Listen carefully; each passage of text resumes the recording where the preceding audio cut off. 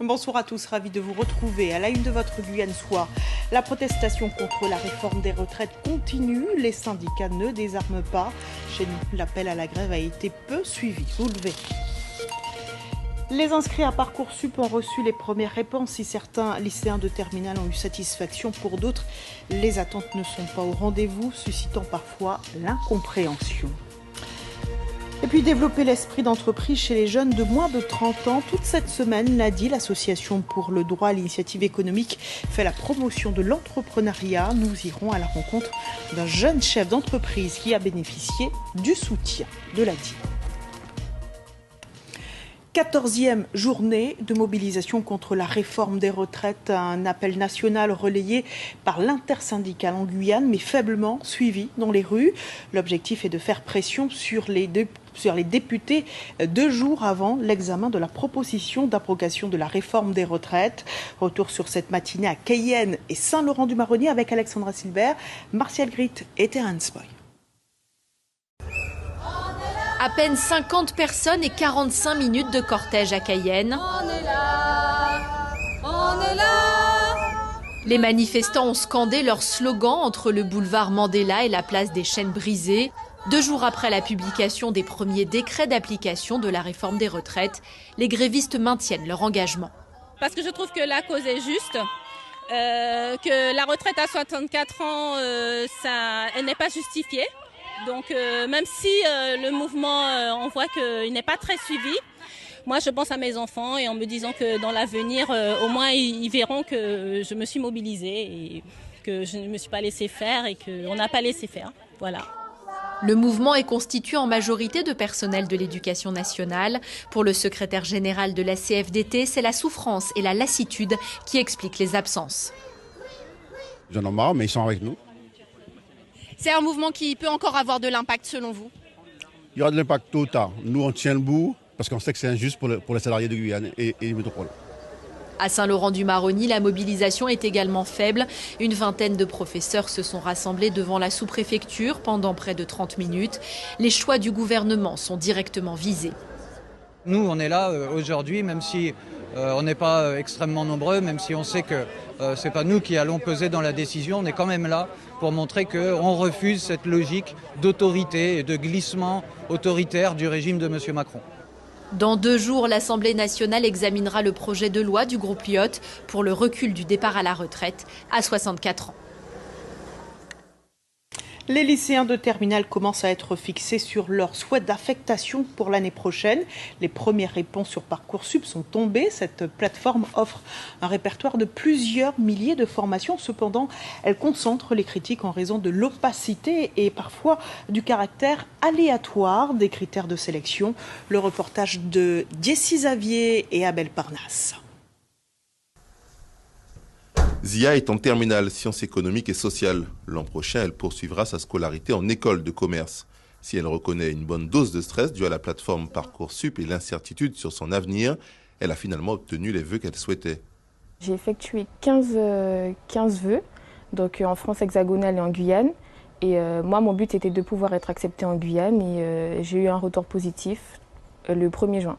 Voilà, donc j'ai pu être acceptée dans la formation que j'ai souhaitée. La jeune lycéenne n'est pas pressée de partir, tant mieux, car tous ses vœux émis pour le territoire hexagonal sont en attente. Il n'est parfois pas évident de comprendre les résultats affichés dans Parcoursup, comme le dénoncent de nombreux syndicats au niveau national, mais également chez nous, en Guyane. Nous avons ici, y compris ici à Michotte, 2 bons élèves, même bons, très bons, qui n'ont pas eu leurs vœux dans la BTS de Melchior, alors même que 2 élèves beaucoup moins bons du même lycée viennent de l'avoir. On vient de m'annoncer là qu'un bon élève n'a eu aucun vœu. Il se retrouve avec rien du tout. Donc Parcoursup pose beaucoup de problèmes. D'ailleurs, les syndicats dénoncent Parcoursup. Dans la somme des critères qui rentrent dans la moulinette du processus de sélection, l'académie de provenance n'est pas neutre. Titouan, élève brillant en terminale maths physique, en a fait la meilleure expérience. 18 à 19 de moyenne depuis la première, 20 sur 20 à ses épreuves du bac jusqu'à maintenant. Et pourtant, ses principaux vœux pour accéder à une classe préparatoire ne sont pas passés. Je suis justement un peu dans l'incompréhension. Je me demande comment autant de personnes peuvent être devant moi. Je pense qu'il doit aussi y avoir un classement au niveau du secteur. parce que en venant de Guyane, j'ai peut-être été défavorisé, c'est ce que je me dis, surtout au niveau des internats. J'ai eu quasiment aucun internat alors que justement je suis à 8000 km de ma famille en allant en France et j'ai pas été pris. Pour les plus déçus, une phase d'admission complémentaire s'ouvre dans 10 jours. Ils pourront émettre une dizaine de nouveaux vœux, mais uniquement là où il restera de la place. Et les élèves qui n'auront toujours pas de solution après le 1er juillet pourront se faire accompagner par la commission d'accès à l'enseignement supérieur de l'académie. Dans la Caraïbe, Haïti confronté à une nouvelle tragédie. Ce week-end, des pluies torrentielles ont provoqué de nombreux dégâts. L'ouest du pays est particulièrement touché. Des dizaines de morts et des milliers d'habitations inondées. Le récit de Michel Gendre. Ces images publiées sur les réseaux sociaux montrent des rues et des maisons de Léogâne totalement submergées. Des véhicules sont même emportés au gré du courant. Cette commune de Léogâne, située au sud de Port-au-Prince, est l'une des zones les plus touchées par les inondations. Les habitants ont dû bien souvent se réfugier sur le toit des maisons. Beaucoup ont été surpris par la brusque montée des eaux, comme cet homme avec un bébé dans les bras. À travers tout le pays, des victimes ont été emportées par la force du courant. C'est habituel en Haïti. Les averses gonflent soudainement les rivières, charrient un torrent d'eau et de boue qui emporte tout sur son passage. Le bilan provisoire est déjà bien lourd, plus d'une 50aine de victimes et de disparus, des blessés en pagaille et quelques 14 000 maisons inondées. Dans un pays sous l'emprise des gangs, la protection civile haïtienne tente de s'organiser et de mobiliser ses troupes afin de venir en aide aux milliers de sans-abri. Besoins qui gagnent, c'est des besoins que nous comprenons certainement qui c'est de l'eau de boisson, de l'eau potable. Et nous avons des besoins en termes d'hygiène, nous avons des besoins en termes d'aliments. Nous voulons adresser l'hôpital avec centre de santé, particulièrement dans la zone Gressier, dans la zone Léogâne et certains là qui dans le sud-est, qui inondés et que nous voulons pour retourner fonctionnel le plus vite que possible pour continuer à soins.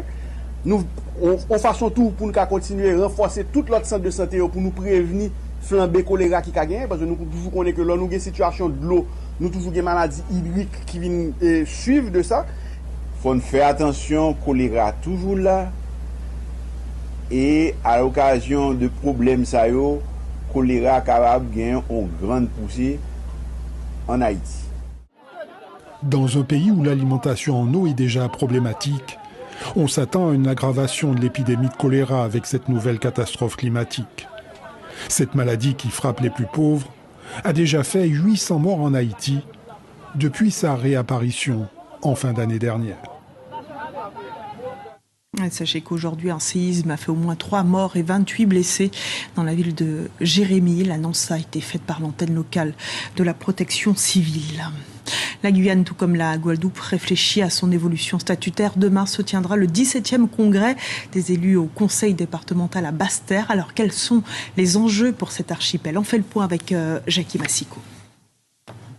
Au centre des débats, le développement économique, les questions environnementales, la fiscalité, la vie chère, la culture, tout ce qui touche au quotidien des populations et à l'expression pleine et entière de l'identité guadeloupéenne. Des préoccupations et de nombreux obstacles qui appellent tous une solution politique. Le diagnostic est connu et d'expérience après des décennies d'une départementalisation qui a montré ses limites et d'une décentralisation qui n'a pas tenu ses promesses. On sait qu'il s'agit de négocier avec l'État un nouveau contrat social. Ce congrès est donc éminemment politique, d'autant que certains ont arrêté d'agiter le chiffon rouge pour faire place lors du dernier congrès à un consensus inédit sur la nécessité d'une évolution statutaire et institutionnelle. Selon un récent sondage Calistat, 7 Guadeloupéens sur 10 souhaitent un statut fiscal et douanier propre, c'est dire la volonté de lever les pesanteurs du centralisme étatique et de rompre avec l'économie de comptoir. Tout cela est éminemment politique. L'heure est donc désormais à la clarté et au courage. Les congressistes devront dire s'ils veulent d'une simple fusion des deux collectivités majeures, renforcer la gouvernance avec plus de pouvoirs décentralisés ou aller encore plus loin entre autonomie et indépendance. Les Guadeloupéens devront s'autodéterminer, clame le président du Congrès, qui plaide pour une consultation référendaire. En attendant, la balle est dans le camp des élus. Retour en Guyane suite aux fortes pluies de février et de mars 2022. Le comité interministériel des Outre-mer a validé un fonds de plus d'1,7 million pour 83 exploitations. La commune d'Irakubo va recevoir une subvention exceptionnelle de plus de 128 000 € afin de procéder aux réparations sur les secteurs les plus impactés, dans le bourg et dans les écarts. L'ADI participe au financement des petites entreprises. Parmi celles qui ont été aidées l'année dernière, une société de réparation de téléphones portables et de tablettes à Cayenne. Elle a été fondée par un jeune autodidacte originaire de République dominicaine. Il souhaite aujourd'hui transmettre son savoir-faire à d'autres jeunes. Le reportage de Laurent Marot et Clotilde Sarafin-Georges. À première vue, cela ressemble à un laboratoire de chercheurs. Au centre de l'attention, des cartes-mères abîmées de téléphones portables ou de tablettes. Il s'agit de les réparer. Les téléphones qui sont rentrés carrément dans l'eau, qui sont vraiment morts, qui ne s'allument plus, les téléphones qui ont la batterie qui ont explosé, etc. Cartes-mères qui se sont cassées. On peut même arriver à récupérer une carte-mère qui est complètement détruite. L'entreprise a été créée en 2020 par Carlos de la Rosa. Originaire de République dominicaine, il est arrivé à l'âge de 18 ans en Guyane. Refusé au lycée, il a dû tout apprendre sur le tas, d'abord en réparant des ordinateurs. Aujourd'hui, il veut transmettre son savoir-faire. Je viens d'être très bas. Et de là où je viens, en fait, on ne m'a pas appris. J'ai d'apprendre. Et je ne veux pas que les autres, en fait, passent par ce chemin-là et de passer la même chose que moi parce que c'est pas cool. C'était difficile et les choses que j'ai vécues, je ne veux pas que les autres le vivent. L'an dernier, Carlos a bénéficié d'un prêt de 10 000 € de l'ADI pour développer le volet formation. Douglas vient de terminer 2 semaines de stage dans l'entreprise. J'ai toujours apprécié tout ce qui est circuit électronique, tout ça. J'ai eu maintenant une opportunité de connaître comment réparer un téléphone ou une tablette ou un ordinateur. Donc c'est un kiff. Le savoir pour lequel l'ADI nous a permis de développer, il va être transmis et on aura plus de postes de travail, on aura plus de développement pour la Guyane. Rien n'est gagné encore pour Carlos qui doit se battre au quotidien pour faire vivre sa société. Mais avec le coup de pouce de l'ADI, il espère bien participer au développement local d'une petite filière de réparation des téléphones et tablettes. Et une étude a été commandée par l'ADI sur la situation de l'entrepreneuriat en Guyane. Elle permet à cette association, un but non lucratif spécialisé dans le financement des projets d'entreprise, de mieux orienter ses actions d'accompagnement et de soutien à son public. C'est notre rubrique En savoir plus. En quoi cette étude est importante pour vous ? Cette étude-là, ça nous permet d'orienter notre campagne, donc cette semaine de l'ADI, sur donc, les jeunes, puisque effectivement les chiffres qui en sont sortis nous prouvent qu'il y a vraiment une réelle volonté de la part des jeunes, donc c'est national, pour entreprendre, puisqu'on voit que voilà, il y a beaucoup plus de jeunes aujourd'hui qui entreprennent. Pour donner des chiffres, par exemple en 2022, on a financé plus de 320 jeunes, c'est carrément donc 19% de plus que l'année précédente, donc 2021. Donc ça nous montre vraiment cet engouement de la part des jeunes donc, pour entreprendre et créer leur activité. Qu'est-ce qui freine l'entrepreneuriat ? On se rend compte justement, toujours à partir de cette étude, que le côté finance, donc le capital de départ, effectivement, c'est la première des problématiques pour les jeunes. Ensuite, on voit que c'est la difficulté donc, des démarches administratives. Donc, ces deux secteurs, en fait, ces deux problématiques que rencontrent nos jeunes entrepreneurs, c'est des choses auxquelles l'ADI peut répondre à travers donc, les formations tremplins qu'on propose, donc, qui permettent aux jeunes de pouvoir effectivement s'immatriculer et développer leur activité, et aussi justement de pouvoir bénéficier d'un prêt donc, pour démarrer leur activité, puisque c'est effectivement la première problématique, c'est le capital. Quels sont les secteurs porteurs, notamment à l'ouest ?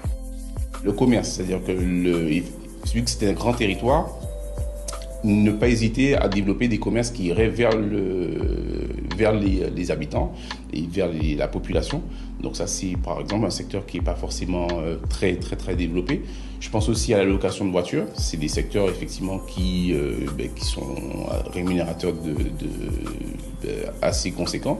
Donc c'est des secteurs, voilà, c'est des pistes sur lesquelles qui ne sont pas encore aujourd'hui très développées sur Saint-Laurent, mais qui c'est des secteurs qui, à mon avis, seraient amenés à être très développés vu la population grandissante de l'Ouest.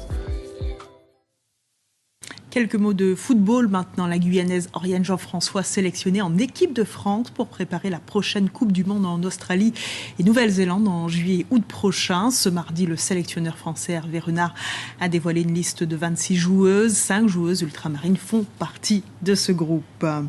Sur notre site internet maintenant, Catherine Lama s'intéresse aux archives municipales de Saint-Laurent-du-Maroni. À l'approche de la journée internationale des archives le 9 juin, une série d'ateliers éducatifs a été initiée pour des collégiens de la ville. Ces événements visent à sensibiliser ces derniers à la conservation et à l'importance du patrimoine. Partons maintenant en Afrique. Le retour aux racines est une quête pour de nombreux afrodescendants. Max Zita, chanteur de gospel guadeloupéen de renom, organisé pour la 2e année consécutive un voyage au Bénin, un déplacement culturel, solidaire, chargé d'émotions. Nathalie Safarti et Hugo Laridon. C'est une chanson traditionnelle du Bénin que Max Zita interprète avec ses chanteurs et avec l'une des sœurs Teriba qui les accueille. Précurseur du mouvement gospel en France, le Guadeloupéen organisait pour la 2e fois un voyage au royaume du Dahomey. C'est un séjour culturel et solidaire. Le bus qui les emmène vers Adjara, au nord de Porto Novo, déborde de bagages. Des dons destinés à une association solidaire et éco-responsable.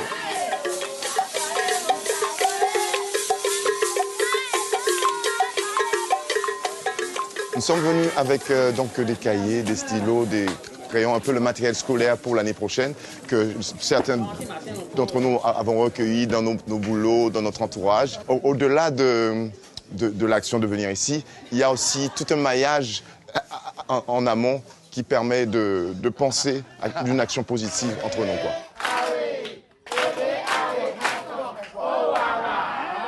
Voir des gens de bonne volonté comme ça venir nous soutenir, ça nous va droit au cœur. Si on fait vraiment le point de ce qu'il faut acheter chaque année comme fourniture scolaire partagée aux enfants, c'est des centaines de mille. Tradition oblige, les enfants ont joué et chanté pour remercier Max et son groupe. L'occasion pour certains de se laisser aller à la danse. Leur générosité, leur accueil appelle aussi à cette danse. La danse, c'est un échange, c'est fusionner avec l'autre. Oui, j'ai dansé et j'ai envie de danser encore. Quelques jours plus tard, c'est à Ouida, ville mémoire de l'esclavage, que nous retrouvons Max Zita et son groupe.